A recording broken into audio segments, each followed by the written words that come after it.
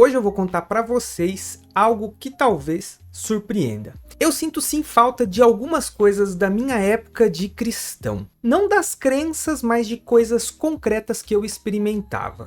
E sabe o que é mais irônico? Praticamente todas essas coisas não dependem de Deus. Nesse vídeo eu trago para vocês 7 coisas que eu amava na religião antes de me tornar ateu. E que apesar de tudo, eu sinto falta. E quero levantar também uma outra questão. Quantas dessas coisas podemos reconstruir independente de uma fé religiosa? Eu sou Matheus Panta, você está no Panta Rei. Aqui abordamos religião, filosofia, sociedade e política. Tudo isso para a gente desenvolver juntos consciência crítica. Bora pro vídeo? Quando eu era cristão, a minha vida já tinha um roteiro pré-escrito. Eu nasci para amar a Deus, servir ao próximo e ganhar o céu.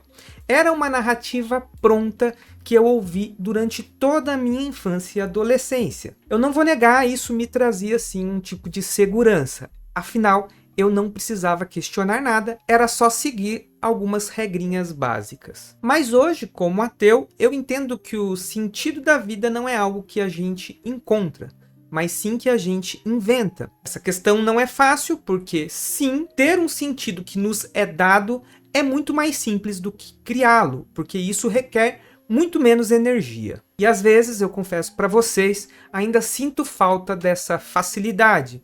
E sabe o que mais eu sinto falta também? Do like de vocês aqui nos nossos vídeos. Isso faz muita diferença aqui na plataforma do YouTube. Então, dá uma forcinha aí pra gente, já deixa o like e compartilha o vídeo aí nos seus grupos. Nos vídeos atrás eu trouxe para vocês os 10 motivos que me tiraram da fé cristã.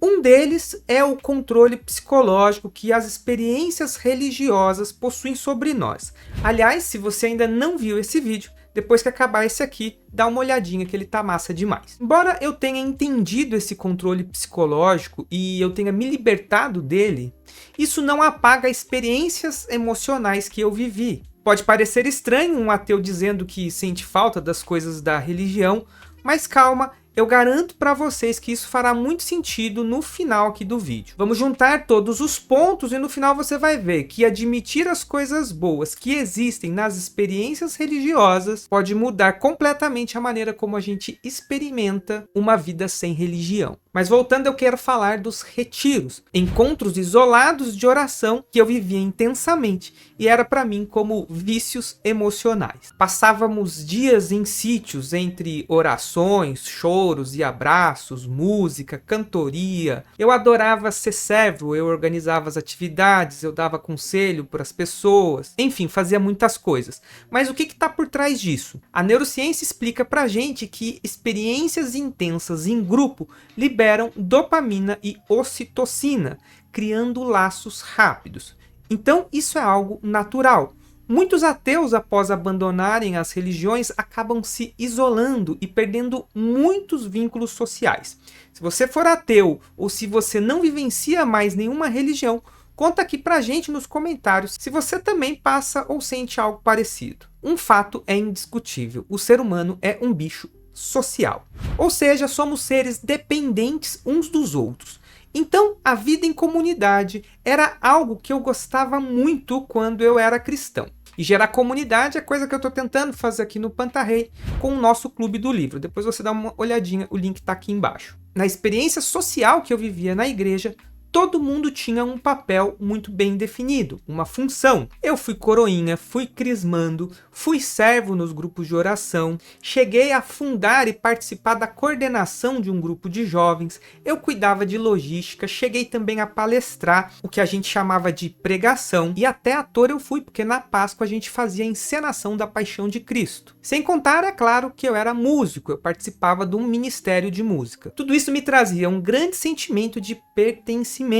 Meus melhores amigos até hoje vieram da igreja. A gente se via 4, 5 vezes por semana. Era missa, grupo de jovens, retiro, ensaios, enfim, inúmeras atividades. Depois que eu abandonei a fé, essas experiências sociais foram aos poucos se tornando menos intensas. Tem um sociólogo, o Durkheim, que já dizia nos seus estudos que comunidade se mantém por ritos. Isso talvez seja uma razão da dificuldade de grupos ateus e seculares se organizarem em movimentos. E foi percebendo essa dificuldade que eu vim para a internet e agora estou tentando participar e formar comunidades a partir dessa ferramenta social que é o YouTube. Aliás, a gente tem um grupo do WhatsApp aqui do Pantarrei e o link também está aqui embaixo. Eu cresci e fui educado na igreja, mas o fator principal que me manteve lá toda a minha juventude foi a música. Tínhamos um estúdio onde a gente ensaiava e gravava, eu passava muito tempo lá com os meus amigos. Mas o segredo era algo que estava por trás. Tocar no Ministério de Música, além de ser algo muito da hora, porque eu curtia música, era algo do outro mundo.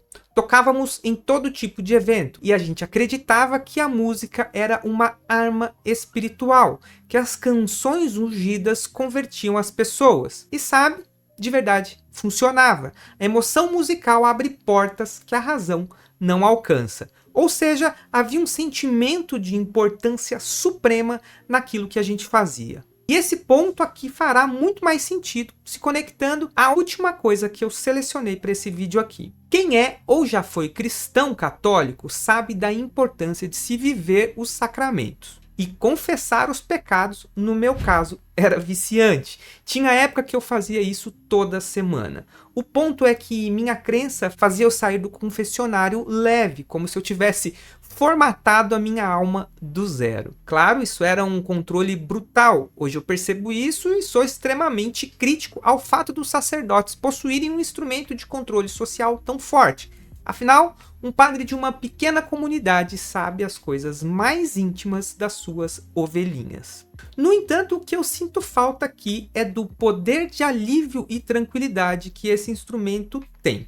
Eu acho que a filosofia e a psicologia possuem também instrumentos para isso, mas elas não são acessíveis a todo mundo. E eu tô gravando o vídeo aqui e me esqueci de convidar você que é novo aqui a se inscrever no canal e ativar as notificações. Então fica o convite. Os fins de semana da juventude cristã engajada também podem ser muito emocionantes. Muitos ateus zombam das formas que os jovens religiosos vivem suas vidas, mas a maioria, sem perceber, faz isso do centro do seu isolamento social. Me lembro que a gente frequentava os acampamentos, por exemplo, da Canção Nova. Nos reuníamos em grupos, íamos a shows, tínhamos retiros, missões de evangelização. E em tudo que fazíamos, eu me sentia um super-herói das almas. Claro, há vários problemas em tudo que eu já trouxe até aqui, mas a vida religiosa em comunidade me dava um sentido e criava uma forte relevância em tudo que fazíamos. As motivações poderiam até serem falsas do meu ponto de vista hoje,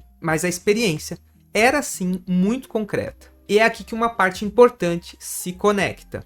Ser cristão me dava a delícia da certeza. Eu sabia o que era certo e errado e para onde eu iria após a minha morte. Eu era meio que um dono da verdade. E isso era um poder paralisante. Lembra que eu disse lá atrás que a emoção abre portas que a razão não alcança? Pois é, o ponto alto de quando eu era músico na igreja era o de acreditar e sentir que a música que eu fazia abria o coração das pessoas para que, assim como eu, elas descobrissem e aceitassem a verdade. As religiões criam sistemas de crenças e ferramentas psicológicas e sociais profundamente ligadas às condições humanas. E confesso, algumas vezes sinto falta dessas experiências emocionais. E ao dizer isso, eu não estou defendendo os conceitos religiosos, nem os inúmeros problemas que surgem deles. Só que questionar e duvidar é uma ação muito racional.